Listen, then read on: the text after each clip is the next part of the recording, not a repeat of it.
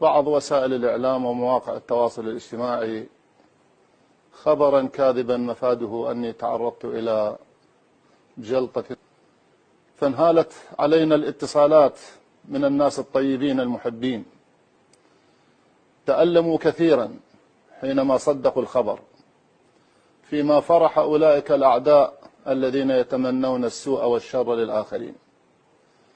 وأنا هنا إذ أتقدم بجزيل شكري لكل الذين اتصلوا وتواصلوا وسألوا وتابعوا، أقدم لهم جزيل الشكر، وأسأل الله تعالى أن لا يريهم مكروها بعزيز. وأقول للذين أشاعوا هذه الكذبة، وأقول للمواطنين جميعا أن هذه مفردة من مفردات الكذب والتزوير وحملات التشويش والتشويه التي ستتصاعد حدتها كلما اقتربنا من الانتخابات، بل وتتصاعد كلما نجحنا في عمل سياسي أو حق.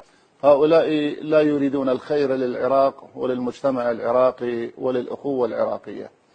لذلك أقول لهم حذاري حذاري من فتنة قد تتصاعد وتتخذ من التواصل الاجتماعي والفضائيات المأجورة فرصة لها من أجل إرباك الأجواء وإثارة أجواء الفوضى والشك